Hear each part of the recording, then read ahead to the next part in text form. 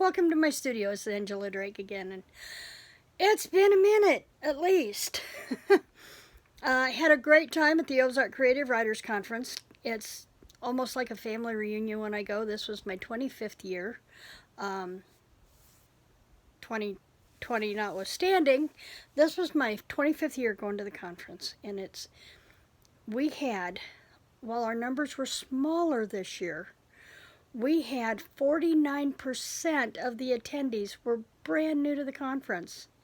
And that is really cool when you bring new people into such a creative environment for a couple of days, to hear some speakers, get to network with people over dinner, that kind of thing. And, there's always some good shopping to be had in Eureka Springs, Arkansas. So, and that weekend is also, we share the hotel with the Corvette Convention. And so the first day we check in, there's always a parking lot full of anything from classic Corvettes to ones that have just rolled off the line in the last year or two. And there are some really cool cars. So if you want to put a vet in one of your stories and you want to do some on-hand research and you want to talk to some people who know all about Corvettes, then I recommend you join us for the Ozark Creative Writers Conference in Eureka Springs, Arkansas in 2022. You can mark it on your calendar now, although the new update stuff for next year has not been posted yet. The conference always takes place on the second full weekend of October. Always. We check in on Thursday night for the most part. Conference kicks off Friday morning. Thursday night we have a meet and greet and usually a pre-conference workshop of some type, and then the meet and greet and cocktail hour, and then the full conference kicks off on Friday and runs Friday and Saturday with our closing with our awards banquet on Saturday night. So I always look forward to going to the Ozark Creative Writers Conference, and I hope you'll join us next year. So this week number 4 of our Preptober. God, can you imagine? A week from Sunday, we kick off NanoWriMo, and I'm so ready to get back into my book. Bob will leave on Tuesday, so I will have the rest of the week to get office stuff out of the way, so I can plan to enjoy Halloween and be ready to start writing on November 1st. So this week we're talking about main characters. Now, I have known who my main characters were for the last 2.5 years. I have Mark, who is a military man who has joined the military not only as a legacy enlistment, but to hopefully put him in closer contact with the people who could help him bring the remains of his grandfather home. His grandfather was missing in action during the Korean War. And as you might have seen in the last couple of years, we've been seeing more and more of our Korean War veterans come home. Prior to the big group that President Trump was involved in negotiating us to have back from China, I had the pleasure of, well, not really the pleasure, the opportunity to stand alongside the road and honor a Korean War veteran who came home to Seymour, Missouri about 5 years ago. And his uncle by marriage has been very helpful in getting me information to bring a realism to my story. But so aside from Mark as my hero, we have my heroine, Katie O'Neill, who is working really hard to open up her own bakery. And I want to thank one of my readers, Diana, from book 1 from An Ozark's Christmas. I had baked goods brought in during one of the scenes in book 1.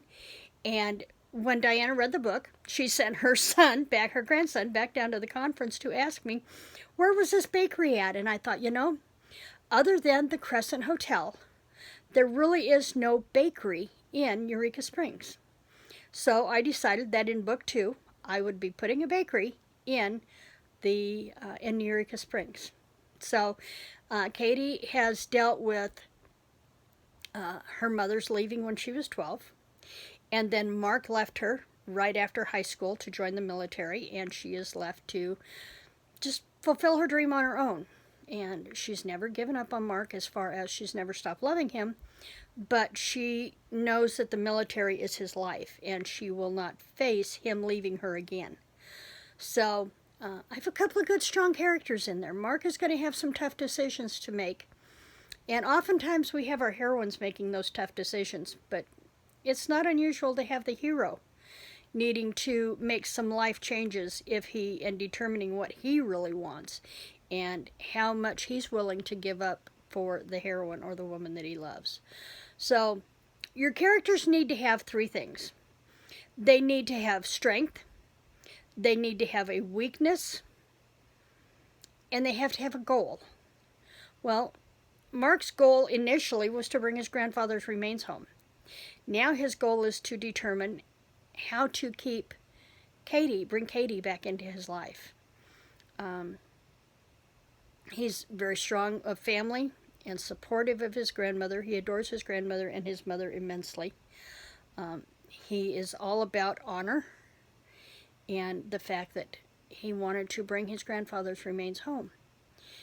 He has a love for his country and for the military, but his one weakness is going to be Katie. Once he sees her, he knows he doesn't want to give her up again, but he's struggling with how does he fulfill his duty to the military and not lose Katie in the process. I haven't figured out everything about Katie yet. I know that she still loves Mark. I know that she struggles with being left, thanks to her mother and then to Mark. And then she's going to suffer another great loss in the story that I'm not going to tell you about. You'll have to read Ozark's Homecoming to find that one out. So that's my Nano book that I'm working on.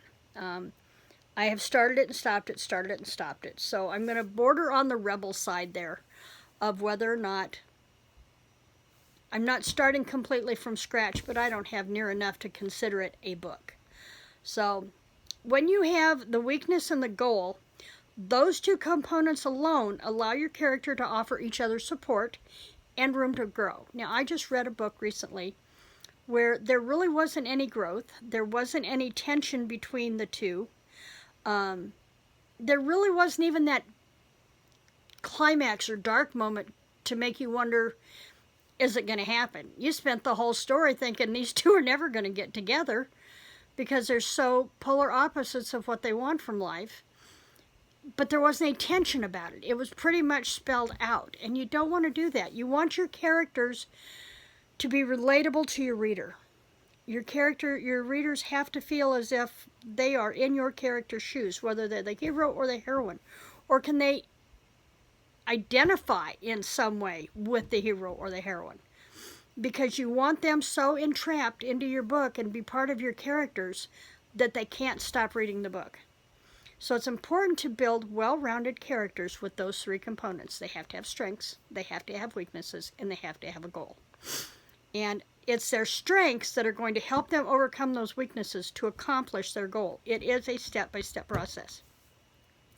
I saw a thing on YouTube here at Film Courage with an interview with John Truby. And he talks really well about characters and building your characters. So I'm going to link that video down below in the description box, and I hope you'll check it out. So tell me, what do you look for as a reader? What do you look for in your characters? I'd love to know. Maybe something that will help me build my characters even better.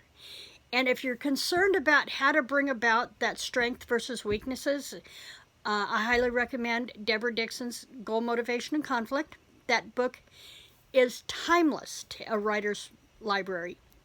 And I will link that one down below too. Okay, we are at 10 minutes. I think I've chattered enough. I will be back here next Friday as we talk about, let me see my notes. What are we talking about? I think we're down to talking about the final setup for Nano. We are going to talk about writing every day, the Pomodoro method, and if you don't know what that is, then make sure you come back. And finding time versus making time, and I will have a cool YouTube countdown timer for working with in conjunction with that Pomodoro method. I'm also going to link Sarah Cannon's video down below about her information about finding sprints and finding the time that works best for you. For me, I know from trial and error, my word count will raise the later in the day it gets, but then I'm flatlining by about 8, 9 o'clock at night. I can write short stuff all day long, but come evening, I'm ready to write the novels type word count. So we're going to talk about that next week. So think about your characters this week. Remember, we're not writing anything in full. We're just getting an idea of where our starting point is going to be a week from Sunday. So I will see you back here in the studio next week. Thanks for joining me today. Remember to like, share, and subscribe. And have a great week. Happy writing.